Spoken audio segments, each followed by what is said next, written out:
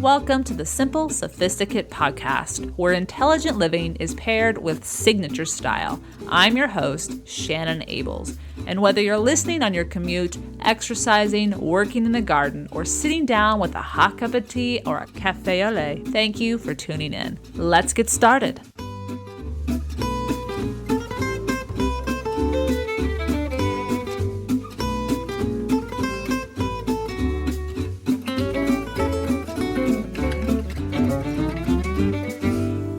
Welcome to the 194th episode of the Simple Sophisticate. I hope you're doing well this morning and looking forward to a wonderful week. A week that is going to be everything you can make it to be, no matter what confronts you. I have confidence that this is going to be something that you will be able to navigate successfully. And I say that because we're entering the second month of a new year. January is behind us.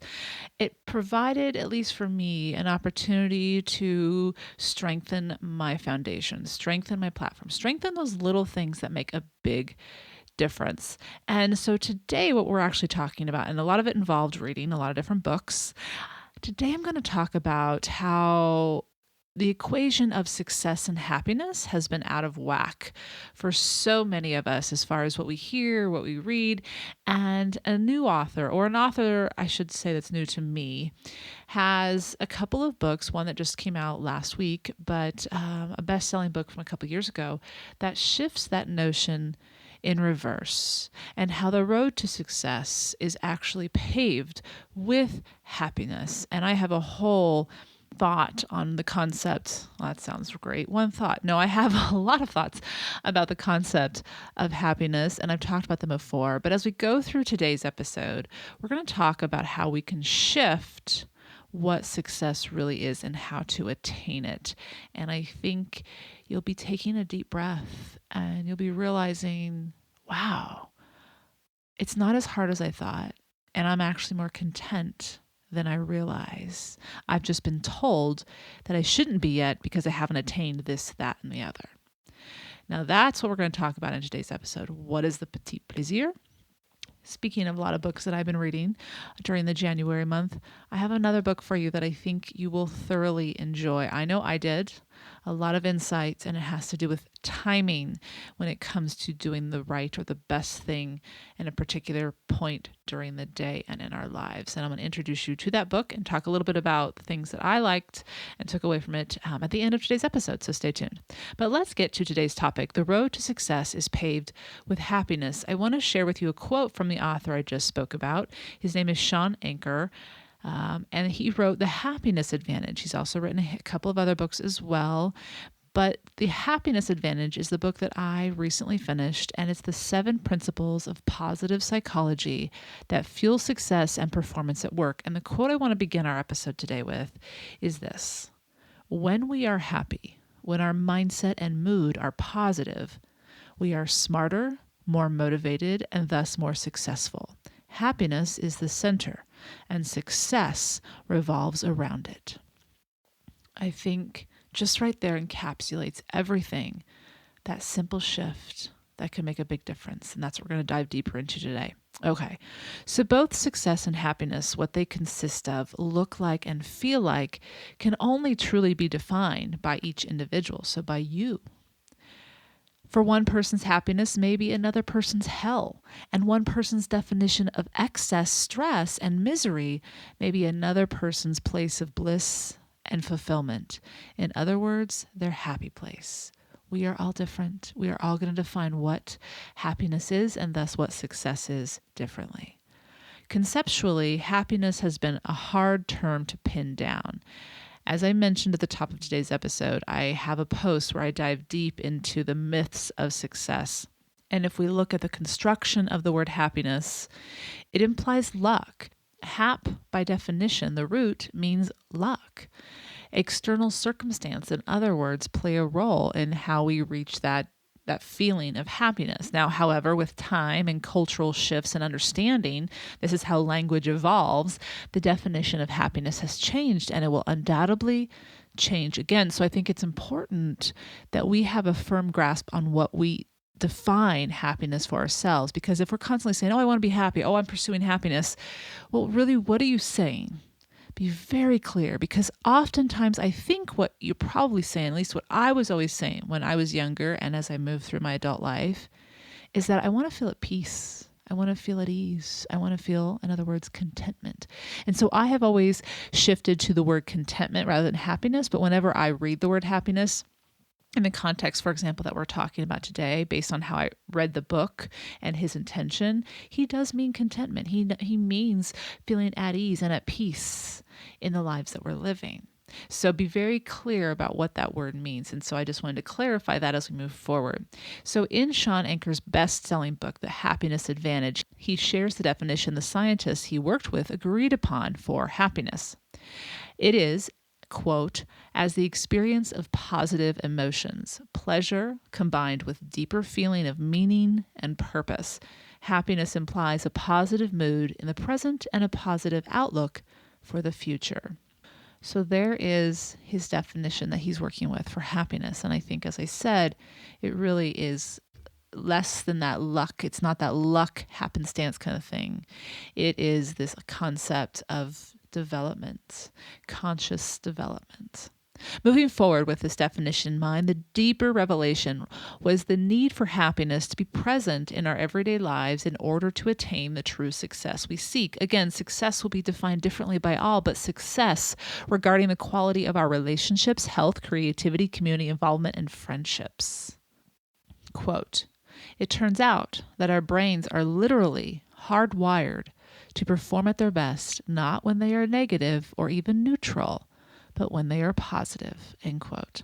The irony his book points out is that for some time, the belief has been accepted that we must work hard in order to attain success, and then we will be happy. But studies have flipped this notion, this false notion, on its head. Rather, quote, we become more successful when we are happier and more positive, end quote. Now, before I go any further, I want to take a moment to introduce you to today's sponsor, and then I'll come back and we're going to dive deeper into this concept of cultivating happiness so that we can be successful. I'll be right back. As we begin February, our New Year's resolutions have begun to bear glimpses of what we are capable of when we have a clear intention and are accountable. And for many of us, including myself, one of my resolutions involve my health. And if you too are focused on your health and are looking for an app to help keep you accountable, I have one that I'd like to introduce you to, LifeSum. LifeSum is an app that helps people get fit, lose weight, build muscle, or just eat and live healthier, all for the price of a cup of coffee. And as a Simple Sophisticate listener, even less than that. When you download LifeSum, you'll begin to be able to easily track the calories you eat versus those you burn, track what you are eating and drinking, track your health habits to see what you are doing that is helping you and keeping you accountable. And if you want a more in-depth assessment of your health progress, as well as healthy recipes, specifically targeted diets for weight loss or muscle gain, as well as a 3-week weight loss program, all you have to do is upgrade from their free app to their premium membership. And as a Simple Sophisticate listener, you automatically receive 30% off when you sign up at lifesum.com/simple. No codes, just visit this link and your discount is automatically applied. A detail about the premium program that I appreciated was the results of their Life Score test, which is an assessment of my answers to 41 questions about eating and exercising habits, which revealed to me where my strengths and weaknesses were. I don't know about you, but I am someone who will always begin the new year looking at how I can improve my health. The LifeSum app is designed to optimize your way of life to make it healthier and thus you happier. After all, it is your body and your health, and it is worth investing in. So why not check out the LifeSum app? Visit lifesum.com/simple. Welcome back. At the same time that I was reading Sean Anker's book, The Happiness Advantage, I also heard a quote as I was practicing my meditation each morning on Headspace. And he shared this idea that just resonated with me. He shared, when the mind is calm, there is clarity. With clarity, there is contentment. With contentment, there is compassion. The progress toward happiness, and as I've said before, for me, that's contentment in this case with a quote, comes from knowing where we wish to go, what we wish to do, and the qualities we wish to develop. The journeys with each of these realizations is just that, a journey. But when we are clear about our choices, we find contentment, and thus we are able to step toward success. The truth about individuals I have found who embody this awareness is that there is a sincerity about the work they produce, the lives they live, and an indifference towards seeking approval. The work they do and the life they live is their conscious choice, and it's made by them and them alone. When someone who is striving toward a life they think they should have, a goal they think they want, but not enjoying the journey, eventually this truth is revealed in the work that is offered forth, the engagements with others along the way, and the mood they bring to the process. The magnetism is absent or false, and the energy is flat, and the passionate flame is nowhere to be found. As we know, our lives have expiration dates, so why not stop chasing what you think will make you happy when you finally reach it, and create a life right where you are that you enjoy living? I want to share one more quote with you from the book. Waiting to be happy limits our brain's potential for success, whereas cultivating positive brains makes us more motivated, efficient, resilient, creative, and productive, which drives performance upwards. End quote. The fuel you are looking for involves shifting how you live your everyday. And when you do this, you will elevate it to experience extraordinary moments each and every day. Now, what you'll find on the show notes is I share 4 other episodes and posts that dive deeper into the concept of success that we talked about, that dive into the concept of true success. That's episode number 70, and also about the myths of success. So if you want to dive more into this topic, if it's piqued your interest or if you've been contemplating it recently, those are the posts that I would recommend you checking out. And you can find those on the show notes, thesimplyluxuriouslife.com/podcast 194. Now, I will be right back with this week's Petite Plaisir.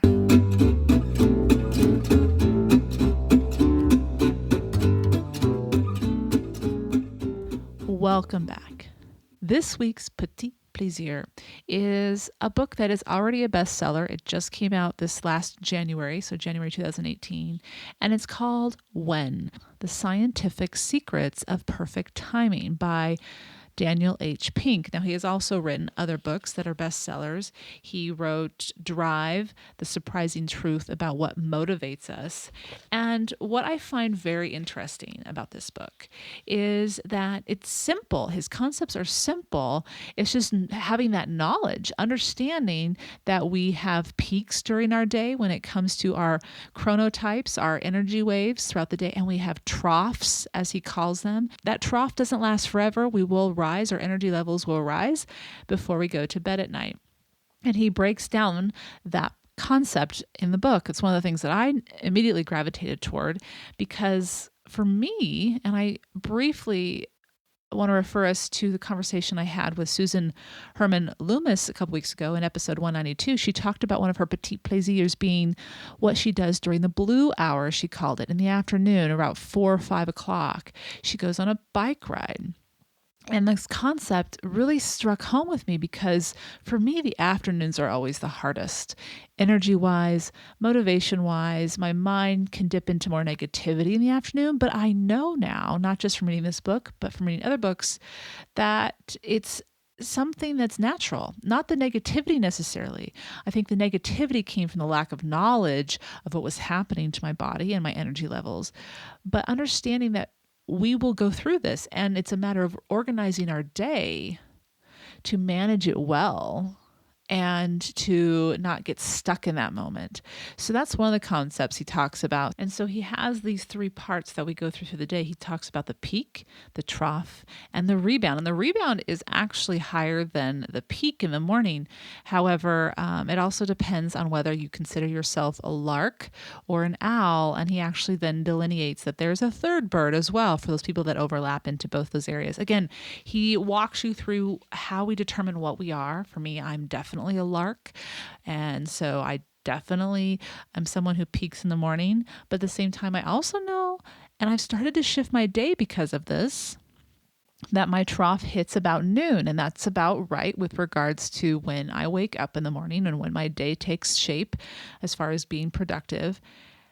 And what I've done is I've tried to let myself just enjoy the trough, not do anything uber productive or anything that has high expectations of energy. I get fed, I eat my dinner or my snack, depending on what the schedule of the day is, and then I let that energy that's slowly rising again help me finish some other projects or finish some other tasks that I have to do. And I have to say, I've noticed a difference. So again, I'm just starting in that experimentation, but it's an idea. The other concept, and I won't share obviously everything, there's so many things in this book, and there's also handbooks within it to kind of let you go through and delineate, what do I do and how do I fit into this and what would be my particular best schedule for me individually, which is very helpful. But he talks about naps and he advocates for them. Not too short, not too long. And he gives the exact time that a nap would be most productive, because we all have taken a nap, I'm sure, where we wake up and we think, oh, I just feel groggy. I should never take naps during the day. Well, number one, that's completely normal. And number two, there is a length of time that researchers have found where we feel less groggy when we wake up after this particular amount of time. And it's not, and this is the other part I think that's great, even if you do take an uber long nap, say you do take an hour and a half nap, which is beyond what he suggests, you will eventually come out of that grogginess. And that nap is more beneficial than not taking a nap. So it's just, for me, someone who does take my naps on the weekends, I do find that I am so much more productive if I allow myself to take that nap. And yes, I do feel a little groggy, so I'm definitely going to keep into consideration how long I nap.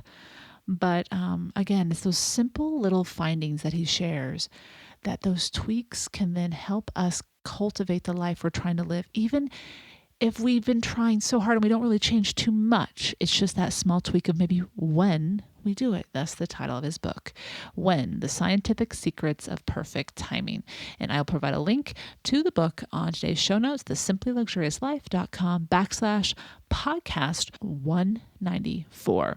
Now, real quickly, I actually have a mini Petite Please that some of you may already know about because you are readers on the blog.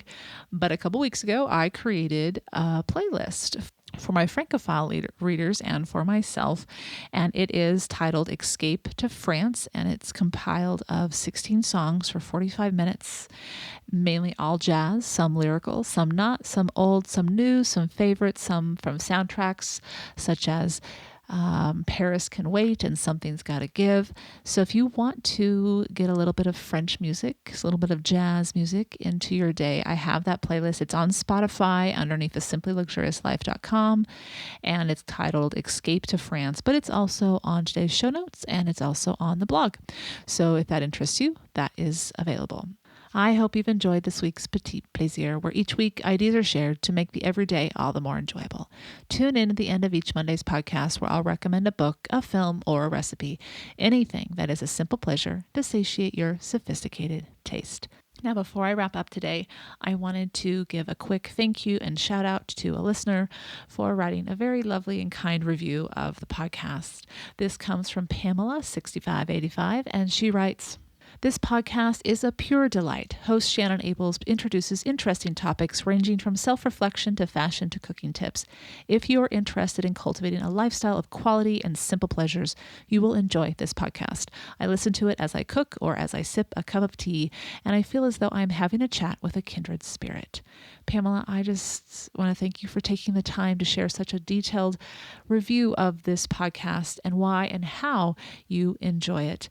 And if you too, listeners, are someone who enjoys this podcast, whether you just leave a starred review or actually write out a review, it makes a difference when listeners are searching for a podcast suited for their needs. And so when you share what you enjoy about this podcast, that lets them know what they're going to discover when they tune in. And as an added bonus, your review may be included in an upcoming episode of the podcast, just like Pamela's.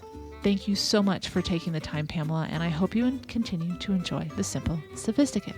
Wishing everyone a fantastic first week of February.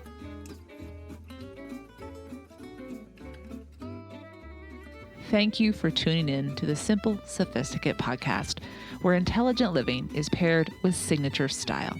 For more ideas and inspiration throughout the week, stop by the blog, thesimplyluxuriouslife.com, or pick up the book, Choosing the Simply Luxurious Life, A Modern Woman's Guide, now available in paperback as well as ebook and audio versions, which are available on Audible, iTunes, and Amazon.